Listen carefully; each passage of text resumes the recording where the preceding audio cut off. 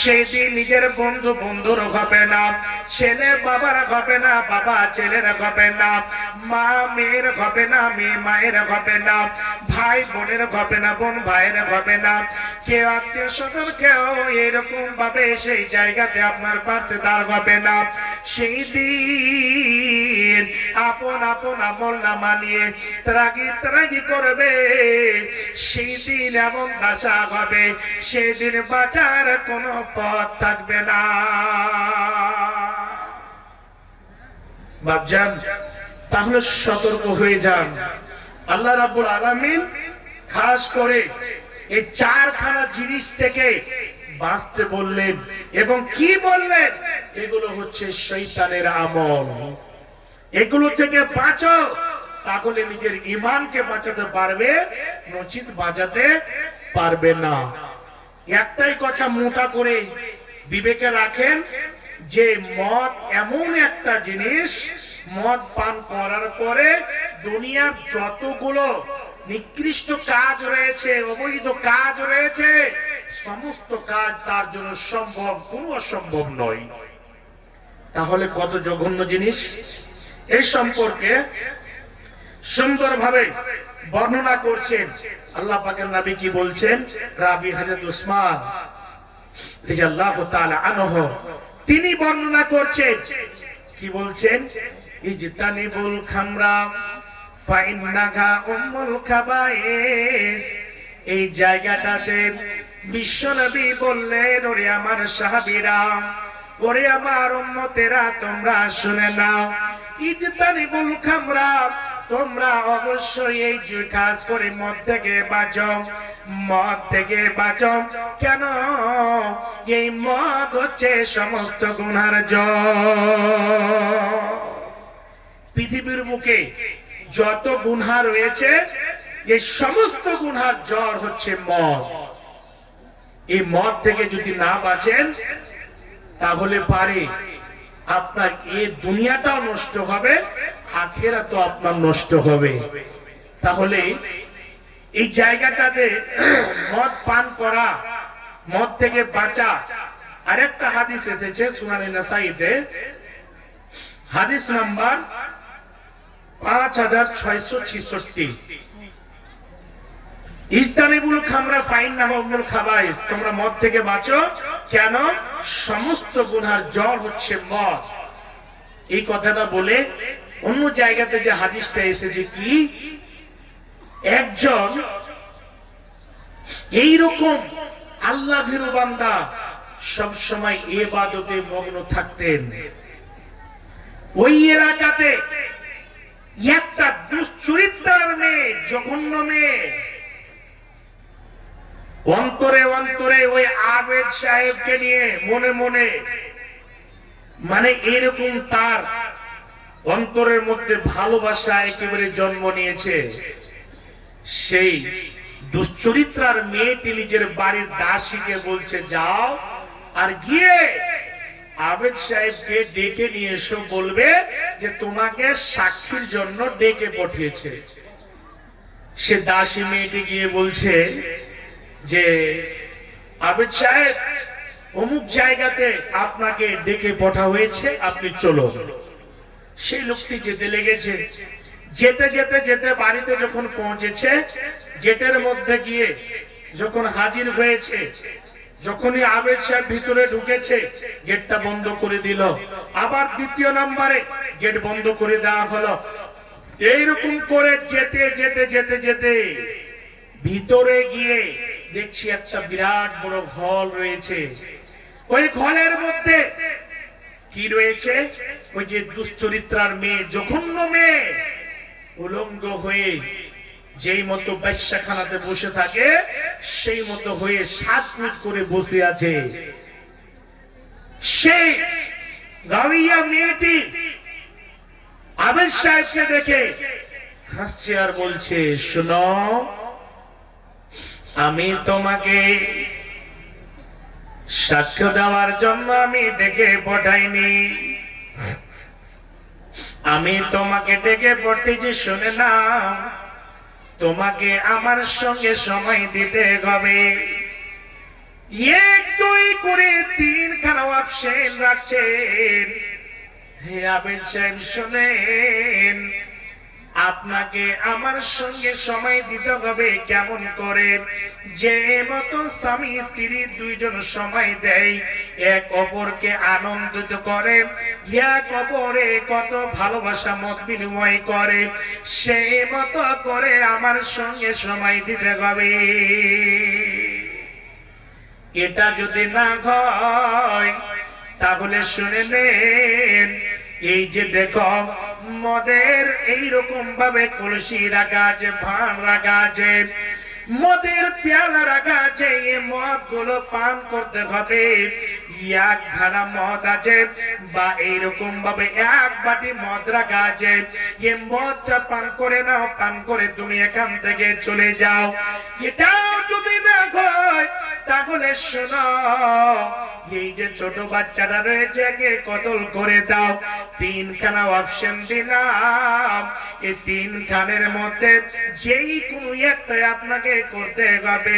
যদি না করে আমি এই জায়গাতে চিৎকার করে দেব, আমি চিল্লাচিল্লি করে আমি গ্রামের মানুষকে ডেকে দেব, আর ডেকে দিয়ে আপনার সম্পর্কে আমি বলবো আমার সঙ্গে কুকর্ম করার জন্য এই জায়গাতে জোর জুলুম করছিল। আমি তোমার ইজ্জতকে মাটিতে মিলিয়ে দেব। না হলে সোজাভাবে শুনে নাও, সে আল্লাহর বান্দা, সে আবেদ সাহেব এইরকম ভাবে মনে মনে ভাবা চিন্তা করতে লেগেছে, হাইরে কি বলবো, কি করব, যদি আমি মদ পান করিনি তাহলে 40 দিন আল্লাহর ইবাদত কবুল হবে না। আর যদি আমি জেনায় পড়ে যাই, একজন আমি বিবাহিত পুরুষ, তাহলে কোরআন হাদিসের যে আইন রয়েছে, খাস করে পাথর ইট মেরে মেরে রজম করে দেওয়া হবে। খাস করে যদি আমি ছেলেটাকে কতল করে দিই, তাহলে ছেলেটা কোনো এইরকম ভাবে জুলুম করেনি। আল্লাহ কোরআনের মধ্যে বলেছেন, কেউ যদি একটা মানুষের এইরকম ভাবে না কতল করে দেয়, একজনকে যদি না জায়গ হিসাবে মেরে দেয়, তাহলে একটা মানুষকে কতল করলো না, সেই জন্য সারা পৃথিবীর মানব জাতিকে কতল করলো। আর কেউ যদি একটা মানুষের জানকে বাঁচে না, সেই জন্য সারা পৃথিবীর মানব জাতির জান বাঁচিয়ে নিল। এই কথাটা মনে মনে ভাবছেন, শেষের বেলায় বলছেন আমি জিনাও করব না, ছেলেটাকে কতলও করব না।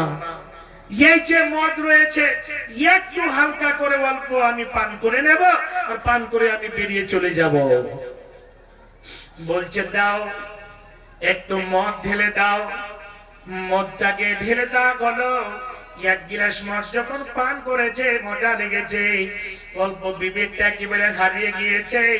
আবার বলছেন জি তুমি আরো একটু বেশি করে দাও, আরো একটু বেশি করে দাও। এক গিলাস আবার তাকে ঢেলে দেওয়া হলো। আবার দ্বিতীয় গিলাস পান করলো, আবার তৃতীয় গিলাস বলছে আর একটু আমাকে দাও। এমন ভাবে মদ পান করলো। মদ পান করার পরে একেবারে পুরোপুরি নিজের বিবেকটা হারিয়ে গেল। হে বাচ্চারা আমার, হে যুবক ভাইরা, মদ যখন পান করে নিয়েছে, মদ পান করার আগে 100 বার চিন্তা করলো আমি কেমন করে জায়গা থেকে বের হব, আমি কেমন করে জায়গাতে বাঁচবো। কিন্তু সে মেয়েটি এমন ভাবে তাকে শব্দ করে ধরেছে, তুমি যদি এখানে তিনটার মধ্যে যে কোনো একটা যদি তুমি না নাও, তাহলে তোমাকে ছাড়া হবে না, তোমাকে এখান থেকে যেতে দেওয়া হবে না। হে বাপজান, আবার যখনই মদ পান করলো, মদ পান করার পরে সেই চেনাও তার জন্য সম্ভব হয়ে গেল। ছেলেটিকে কতল করে দেওয়া হলো। হে বাপজান আমার, নবীজি বললেন ইজতানিবুল খামরা ফাইন্নাহা উম্মুল কাবায়ের, তোমরা মদ থেকে বাঁচো। কেন? মদ হচ্ছে সমস্ত গুনার জড়। একজন আল্লাহর বান্দা যদি মদ পান করে নাই, সেই নিজের মাকে মা বলে বুঝতে পারবে না। মদ পান করার পরে সে নিজের বেটিকে বেটি বুঝবে না, মদ পান করার পরে নিজের মাসিকে মাসি বুঝবে না, পিসিকে পিসি বুঝবে না। হে বাচ্চারা আমার, খাস করে এত জঘন্য জিনিস, হে যুবক ভাইরা, এইরকম জিনিস যদি আপনাদের মধ্যে থাকে, কেউ যদি এরকম অভ্যাসে থাকেন, তাহলে তওবা করে ফিরে আসেন। কেন? এই জায়গাতে এখনো সময় আছে। না যদি তওবা করার সময় যদি না পান, তাহলে সেদিন আপনাকে খাস করে জ্বলন্ত আগুনে জ্বলতে হবে, জাহান্নামে যেতে হবে। এই জায়গাটাতে আল্লাহ পাকের নবী জনাবে মুহাম্মদুর রাসূলুল্লাহ সাল্লাল্লাহু আলাইহি ওয়াসাল্লাম হাদিসে কি বর্ণনা করেছেন। আর তার আগে একটা কোরআনের আয়াতকে নিয়ে নেন। আল্লাহ রাব্বুল আলামিন বিশ্ব নবীকে বলছেন, হে মুহাম্মদ, তোমাকে কায় কি সম্পর্কে জিজ্ঞেস করেছে? ইয়াসআলুনাকা আনিল খামরি ওয়াল মাইসিরে। এই বান্দারা তোমাকে কি সম্পর্কে জিজ্ঞেস করছে? মদ এবং জুয়া সম্পর্কে। তাদেরকে বলে দাও, মদ এবং জুয়া এটা হচ্ছে সব থেকে বড় গুনার কাজ, এই রকম কাজ কখনো করা যাবে না। মুহাম্মদ, তোমাকে মদ এবং জুয়া সম্পর্কে জিজ্ঞেস করছে, তাদেরকে বলে দাও এইরকম কাজ করা যাবে না। তারপরে খাস করে হাদিসের রাবী হযরত জাবির রাদিয়াল্লাহু তাআলা আনহু তিনি বর্ণনা করছেন কি, নবীজি বলেন, ইন্না আলাল্লাহি আহাদান, নিশ্চয় আল্লাহ রাব্বুল আলামিনের ওয়াদা রয়েছে। কি ওয়াদা রয়েছে শুনেন। খাস করে লিমান শারিবাল মুসকিরা, যারা নেশাদার দ্রব্য জিনিস পান করে, যারা যতগুলো পৃথিবীর বুকে নেশাদার দ্রব্য জিনিস রয়েছে, বিড়ি হোক, সিগারেট হোক, জর্দা হোক, পান হোক, শরাব হোক, স্মেক হোক, যতগুলো নেশাদার দ্রব্য জিনিস রয়েছে, যারা পৃথিবীর বুকে এই রকমের জিনিস পান করবে, আল্লাহ রাব্বুল আলামিন কিয়ামতের দিন কি পান করাবেন। এই জায়গাটাতে নবীজি বলেছেন তিনাতুল খাবার, তাদেরকে তিনাতুল খাবার পান করা হবে। আল্লাহ পাকের নবীকে বলা হলো, কিলা ইয়া রাসূলুল্লাহ সাল্লাল্লাহু আলাইহি ওয়াসাল্লাম, ওয়া মা তিনাতুল খাবার, তিনাতুল খাবারটা কি জিনিস রয়েছে? বিশ্ব নবী বললেন, তিনাতুল খাবার কি জিনিস শোনো। এই জায়গাটাতে আরাকু আহলিন নার আও সারাতু আহলিন নার, জাহান্নামীদের জাহান্নামে পুড়ে পুড়ে পুড়ে পুড়ে যেগুলো রস বের হবে, জাহান্নামীদের রসগুলো বের হয়ে আসবে এবং পুজ এবং রক্ত গরম তরল পানি করে তাদের জন্য খুব সুন্দর ভাবে একটা খানা তৈরি করা হবে। যেই মতো আজকে যদি আপনার বাড়িতে মেহমান আসে, আপনার বাড়িতে যদি আপনার শ্বশুর শাশুড়ি আসে, আপনার বাড়িতে যদি আপনার জামাই আসে, সুন্দর ভাবে কি করবেন? বিরিয়ানি তৈরি করবেন। খাস করে এইরকম ভাবে ভালো ভালো খাবার তৈরি করবেন। হে বাপজান আমার, হে যুবক ভাইরা, যারা পৃথিবীর বুকে নেশাদার দ্রব্য জিনিস পান করবে, তাদের জন্য আল্লাহ রাব্বুল আলামিন তিনাতুল খাবার নামে একটা খাদ্য তৈরি করবে। এটা ওয়াদা করেছে কাদের জন্য? যারা পৃথিবীতে নেশাদার দ্রব্য জিনিস পান করবে, খাবে। কি দিয়ে? জাহান্নামীদের ওই যে মাংসগুলো গলে গলে গলে গলে রস বেরিয়ে আসবে, ফোড়া ফুসি হয়ে যায়, এই যে পুঁজ বেরিয়ে আসে, খুব জুত করে গরম করে ওই জাহান্নাম, খাস করে যারা নেশাদার দ্রব্য জিনিস পান করে, তাদেরকে ওই জায়গাতে দেওয়া হবে। জি, শুনে রাখুন, তাদের জন্য স্পেশাল হিসেবে আল্লাহ রাব্বুল আলামিন তৈরি করে তাদেরকে খাওয়াবেন। শুধু তাই নয়, এই জায়গাটাতে কি বলা হলো? দ্বিতীয় হাদিস শুনেন। হাদিসের রাবী হযরত ইবনে উমর রাদিয়াল্লাহু তাআলা আনহু তিনি বর্ণনা করছেন, খাস করে যতগুলো নেশাদার দ্রব্য জিনিস রয়েছে, কুল্লু মুসকুরিন খামরুন ওয়া কুল্লু খামরিন হারাম। যতগুলো নেশাদার দ্রব্য জিনিস রয়েছে, সমস্ত নেশাদার দ্রব্য জিনিস খামর অর্থাৎ মদ, এবং প্রত্যেক মদ হচ্ছে হারাম, প্রত্যেক মদ হচ্ছে হারাম। ওয়ামান শারাবাল খামরা ফিদ দুনিয়া, যারা শরাব পান করবে দুনিয়াতে, ওয়া মাতা লাম ইয়াতুব, সেই যদি তওবা করে মরা না যায়, তওবা করার সুযোগ পেল না, তওবা করার সুযোগ পেল না, তওবা না করে দুনিয়া ছেড়ে চলে গেল, আল্লাহ রাব্বুল আলামিন ওই জান্নাতের জন্য খুব সুন্দর করে কি তৈরি করে রাখবেন। কোরআনের মধ্যে আল্লাহ বলেছেন, যারা জান্নাতি হবে তাদের জন্য দুধের নগারা হবে, শরাবের নগারা হবে, তাদের জন্য একটা একটা করে আল্লাহু আকবার এত বিরাট বিরাট নিয়ামত দেবেন, হাউজে কাউসারের পানি পান করতে পাবে। সেই দিন এই যে আল্লাহ রাব্বুল আলামিন জান্নাতীদের জন্য যে শরাব তৈরি করবেন, শরাব এমন একটা, এই দুনিয়ার মতো শরাব নয় যে শরাবকে মাথা পাগলার মতো ঘুরে বেড়ায়, রাস্তার পাশে শুয়ে থাকে, কুকুর গিয়ে পেচ্ছাপ করে দেয়, সেই শরাব নয়। এমন শরাব তৈরি করবে জান্নাতীদের জন্য, ওই শরাব আর হাউজে কাউসারের পানি এই রকম ভাবে সেই বান্দাদের খেতে দেওয়া হবে না, পান করতে দেওয়া হবে না। কাদের জন্য? যারা শরাব পান করলো, যারা নেশাদার দ্রব্য জিনিস পান করে এই রকম ভাবে তওবা না করে দুনিয়া ছেড়ে চলে গেল, তাদেরকে এই জান্নাতের মধ্যে শরাব নামক জিনিস পান করতে দেওয়া হবে না। চিন্তা করেছেন? সেদিন ফুটবল হয়ে যেতে হবে, সেদিন কোনো চাক্কা চলবে না। তারপরে শরাব পান করাটা কত বড় গুনাহ। হাদিসের রাবী হযরত আবু হুরায়রা রাদিয়াল্লাহু তাআলা আনহু তিনি বলছেন, মুদমিনুল খামর কাআবিদুল ওয়াসান, একটা মূর্তি পূজক যত বড় পাপী, ততটা এই মদ পানকারী ততটা পাপী। তাহলে বুঝেন তো যে মদ পান করতে গেলে কত বড় গুনাহ হয়। বাপজান আমার, শুনে রাখুন, যারা মদ পান করে তাদের জন্য কি আরো শাতান রয়েছে।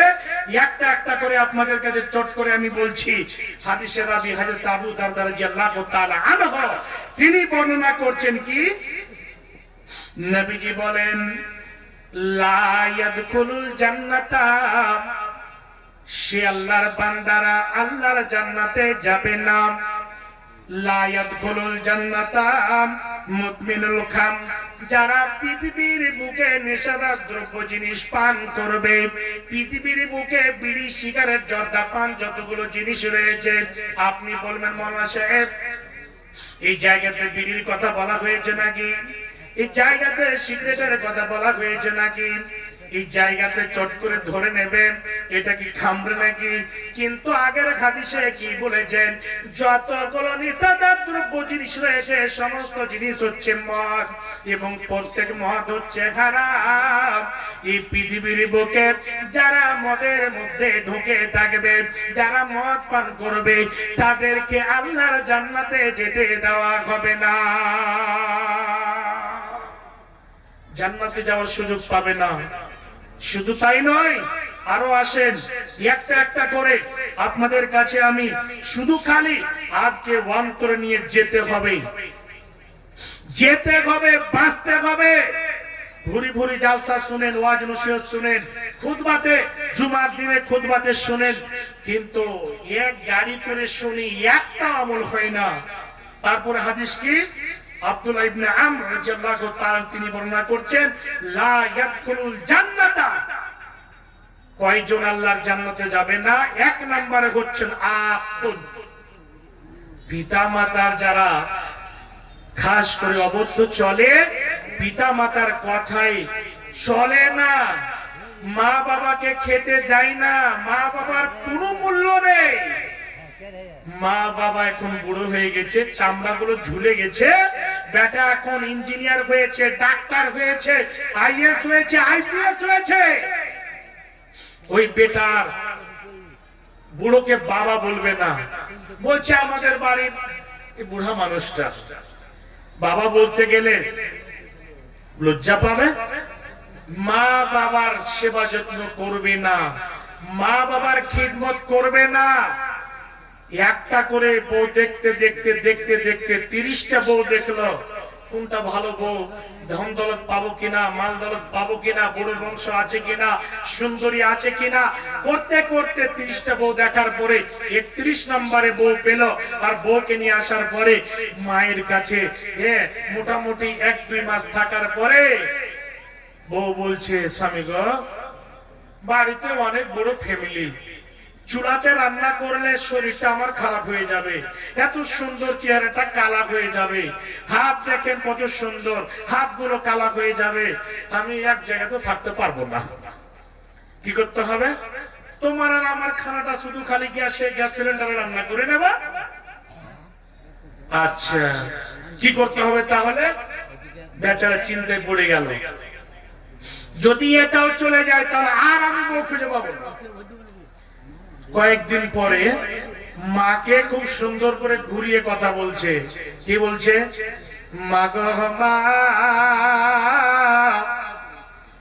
বউকে কিছু বলো না,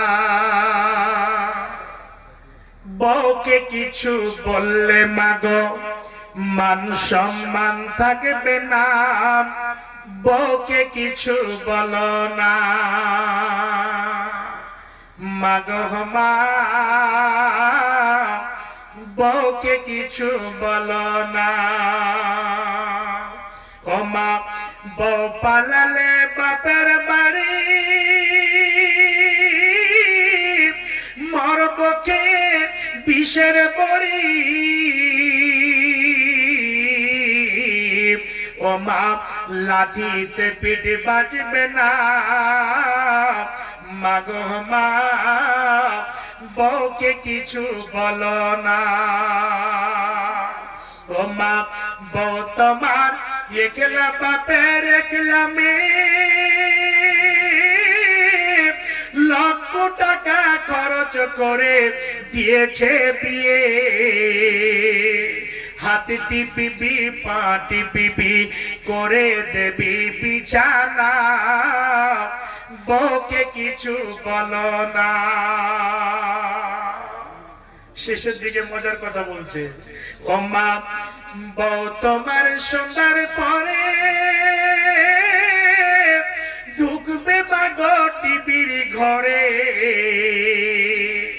সারা রাতি দেখবে টিভি, সারা রাতি দেখবে টিভি, সকাল সকাল ঘুম ভাঙবে না, বেলা টেলা গলে মাগো কানে ঘ্যানর ঘ্যানর করো না, বউকে কিছু বলো না।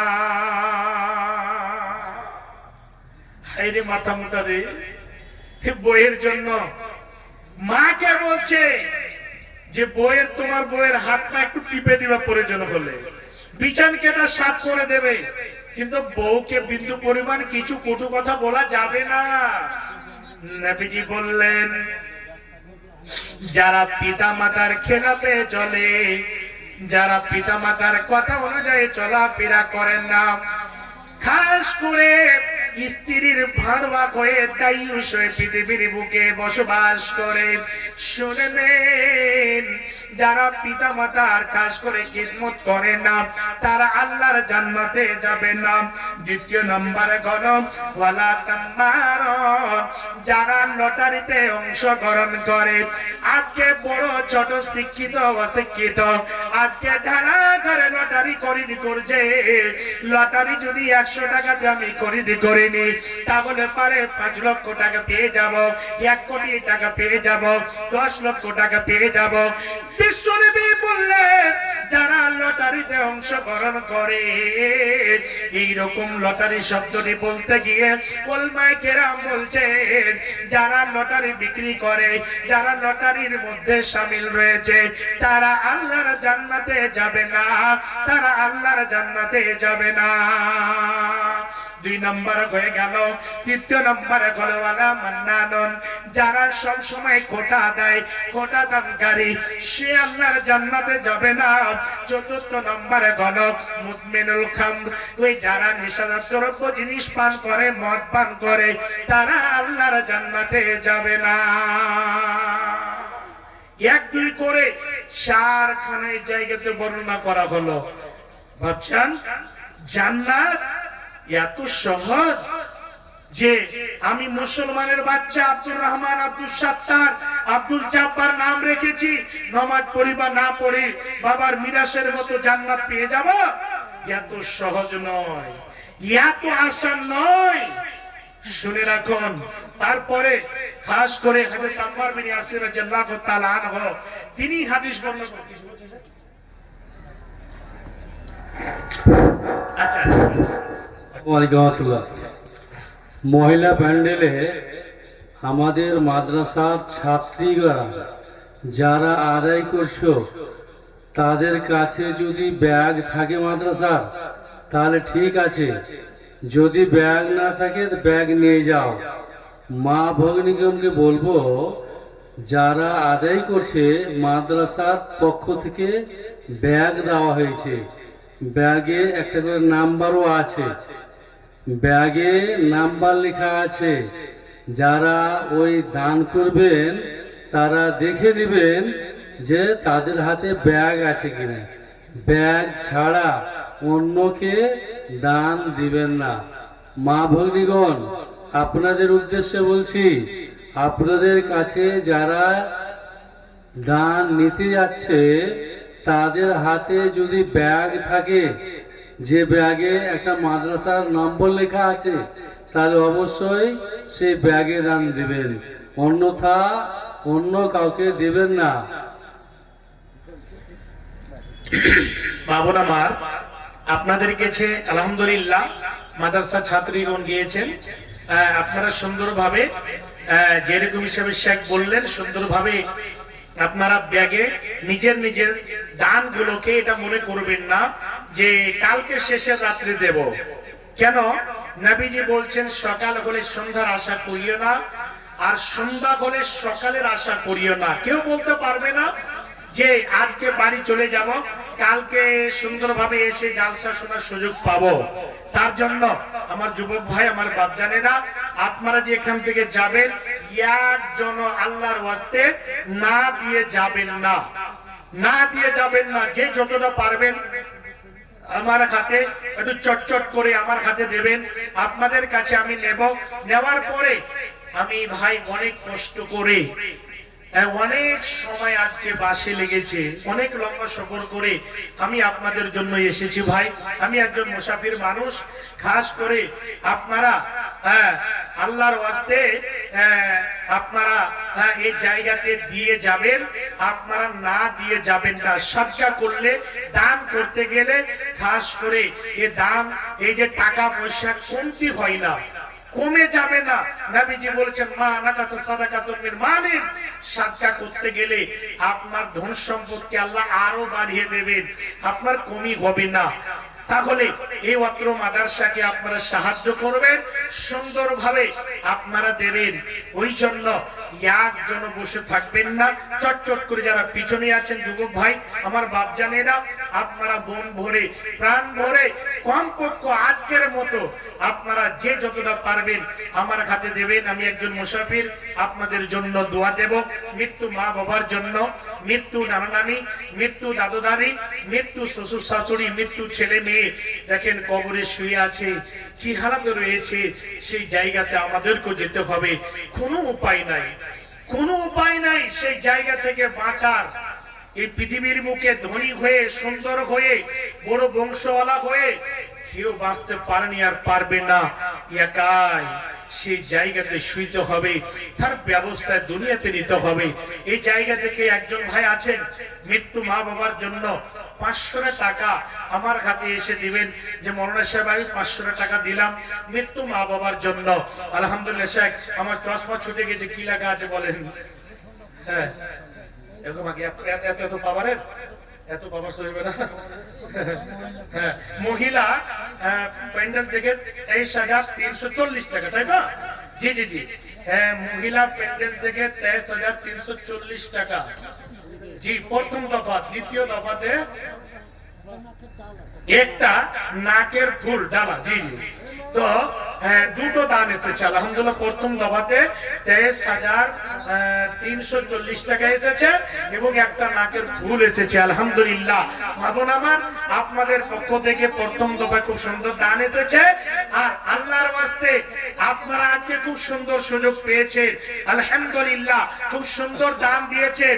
হ্যাঁ আর আমার কাছে চটচট করে বেশি সময় নেব না, কেন কালকে ফের সারা রাত্রে আপনাদের জাগতে হবে।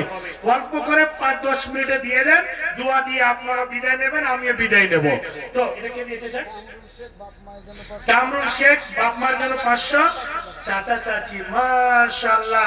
দেখেন এই আপনার কাটিয়ারে একটা প্রোগ্রামে ছিলাম, একটা বোন এসে দান করছেন, বলছেন মৌলানা আমি আমার সতীনের জন্য দান করলাম। দেখেন আগের স্ত্রী ওর মারা গেছিল, দ্বিতীয় সংসার করেছে, এই যে এখন যেটা রানিং স্ত্রী দান করছে ওর সতীনের জন্য, শুনে মনটা ভরে গেল। আল্লাহু আকবার, ই কেমন মেয়ে গো। হ্যাঁ খাস করে মনে হচ্ছে আপার লেভেলে শিক্ষিতা মেয়ে আছে। তো ভাবুন আমার আপনার সুন্দরভাবে দেবেন। দুইজন একজন ভাই আমার খাস করে মা বাবা এবং চাচা এবং চাচির জন্য